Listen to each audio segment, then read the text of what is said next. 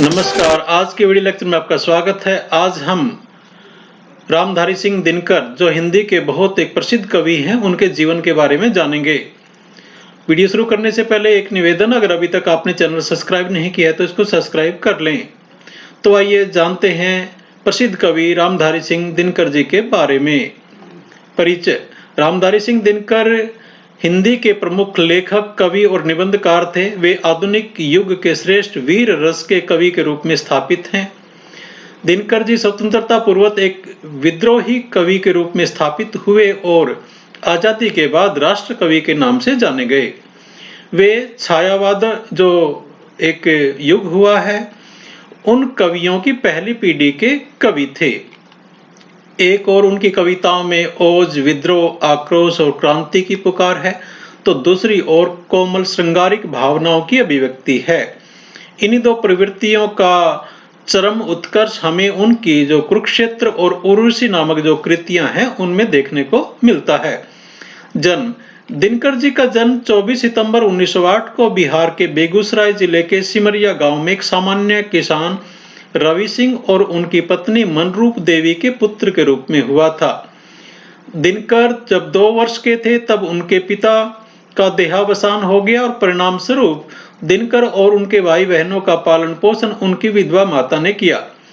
दिनकर जी का बचपन और जो कोसरिया देहात में बीता, जहां दूर तक फैले खेतों की हरियाली, बांसों के झुरमुट, आमों के बगीचे और कांस के विस्तार थे। प्रकृति की सुषमा का प्रभाव दिनकर के मन में बस गया, शायद इसलिए वास्तविक जीवन की कठोरताओं का भी अधिक गहरा प्रभाव उनके जीवन पर पड़ा है। शिक्षा। संस्कृत के एक पंडित के पास अपनी प्रारंभिक शिक्षा प्रारंभ करते हुए दिनकर जी ने गांव के प्राथमिक विद्यालय से प्राथमिक शिक्षा प्राप्त की एवं निकटवर्ती बोरो नामक ग्राम से राष्ट्रीय मिडिल स्कूल, जो सरकारी शिक्षा के व्यवस्था के विरोध में खोला गया था, में प्राप्त की। यहीं से इनके मनोमस्तिष्क में राष्ट्रीयता की भावना का विकास होने लगा था। हाई स्कूल की शिक्षा इन्होंने मोकामा घाट हाई स्कूल से प्राप्त की। इसी बीच इनका विवाह भी हो चुका था, तो एक पुत्र के पिता भी ये बन चुके थे। 1928 में मैट्रिक करने के बाद दिनकर जी ने पटना विश्वविद्यालय से 1932 में इतिहास में बीए ऑनर्स किया और संस्कृत, बांग्ला, अंग्रेजी और उर्दू का भी गहन अध्ययन किया। पद। बीए की परीक्षा उत्तीर्ण करने के बाद वे विद्यालय में अध्यापक हो गए। 1934 से 1947 तक बिहार सरकार की सेवा में सब रजिस्ट्रार और प्रचार विभाग में उपनिदेशक के पदों पर कार्य किया। रेणुका और हुंकार की कुछ रचनाएं यहाँ वहां जो प्रकाश में आई और अंग्रेज प्रशासकों को समझते देर न लगी कि वे एक गलत आदमी को अपने तंत्र का अंग बना बैठे हैं, और दिनकर की फाइल तैयार होने लगी। बात बात पर कैफियत तलब होती, यानी उनका एक्सप्रेशन मांगा जाता और चेतावनियां मिला करती थी। 4 वर्ष में जो 22 बार उनका तबादला किया गया। 1947 में देश स्वाधीन हुआ, वह बिहार विश्वविद्यालय में हिंदी के प्राध्यापक और विभागाध्यक्ष नियुक्त हुए होकर मुजफ्फरपुर पहुंचे। 1952 में जब भारत की प्रथम संसद का निर्माण हुआ तो उन्हें राज्यसभा का सदस्य चुना गया और वह दिल्ली आ गए।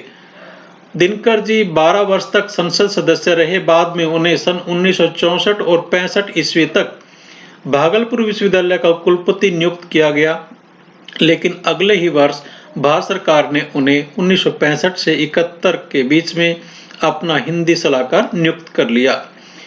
कृतियां या साहित्यिक विशेषताएं भी आप इसको कह सकते हैं। उन्होंने सामाजिक और आर्थिक समानता और शोषण के खिलाफ कविताओं की रचना की। एक प्रगतिवादी और मानवतावादी कवि के रूप में उन्होंने ऐतिहासिक पात्रों और घटनाओं को ओजस्वी और प्रखर शब्दों का ताना बाना दिया। उनकी महान रचनाओं में रश्मिरथी और परशुराम की प्रतीक्षा शामिल हैं। उर्वशी को छोड़कर दिनकर की अधिकतर रचनाएं वीर रस से ओतप्रोत हैं। उर्वशी स्वर्ग प्रत्यक्ता एक अप्सरा की कहानी है, वहीं कुरुक्षेत्र महाभारत के शांति पर्व का कविता रूप है। यह दूसरे विश्व युद्ध के बाद लिखी गई रचना है। वहीं सामदेनी की रचना कवि के सामाजिक चिंतन के रूप में अनुरूप हुई है। संस्कृति के 4 अध्याय, ये एक बड़ा प्रसिद्ध इनकी पुस्तक है। इसके द्वारा दिनकर जी ने कहा कि सांस्कृतिक, भाषाई और क्षेत्रीय विविधताओं के बावजूद भारत एक देश है, क्योंकि सारी विविधताओं के बाद भी हमारी सोच एक जैसी है।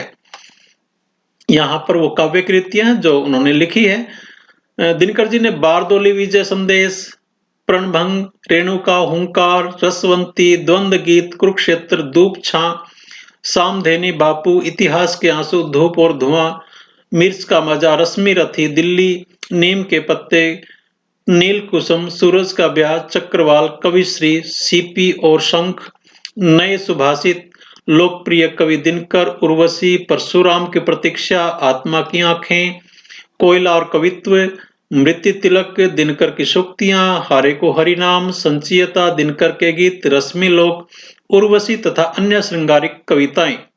इसके अलावा कुछ गद्य की कृतियां भी लिखी, जैसे मिट्टी की ओर, चित्तौड़ का शाका, अर्धनारीश्वर, रेती के फूल, हमारी सांस्कृतिक एकता, भारत की सांस्कृतिक कहानी, संस्कृति के 4 अध्याय, उजली आग, देश विदेश, राष्ट्रभाषा और राष्ट्रीय एकता, काव्य की भूमिका, पंथ प्रसाद और मैथिली शरण, वेणु वन, धर्म, नैतिकता और विज्ञान, वट पीपल, लोकदेव, नेहरू, शुद्ध कविता की खोज, साहित्य मुखी, राष्ट्रभाषा आंदोलन और गांधी जी, हे राम, संस्मरण और श्रद्धांजलियां, भारतीय एकता, मेरी यात्राएं, दिनकर की डायरी, चेतना की शिला, विवाह की मुसीबतें और आधुनिक बोध।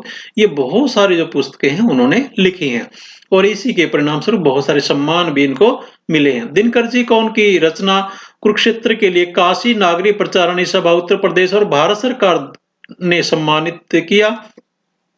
संस्कृति के 4 अध्याय के लिए उन्हें साहित्य अकादमी से सम्मान प्राप्त हुआ। भारत के प्रथम राष्ट्रपति डॉक्टर प्रसाद ने उन्हें पद्म विभूषण से सम्मानित किया। भागलपुर विश्वविद्यालय के तत्कालीन कुलाधिपति और बिहार राज्य के राज्यपाल जाकिर हुसैन, जो बाद में भारत के राष्ट्रपति भी बने, ने उन्हें डॉक्टरेट की मानद उपाधि से सम्मानित किया। 1967 में राजस्थान विद्यापीठ ने उन्हें साहित्य चूड़ामणि से सम्मानित किया, और वर्ष 1972 में कविता रचना उर्वशी के लिए उन्हें ज्ञानपीठ पुरस्कार से सम्मानित किया गया। इसको थोड़ा याद रख लेंगे कि इनको ज्ञानपीठ पुरस्कार उर्वशी रचना के लिए मिला था 1972 में। 1952 में वे राज्यसभा के लिए चुने गए और लगातार 3 बार राज्यसभा के सदस्य भी रहे हैं।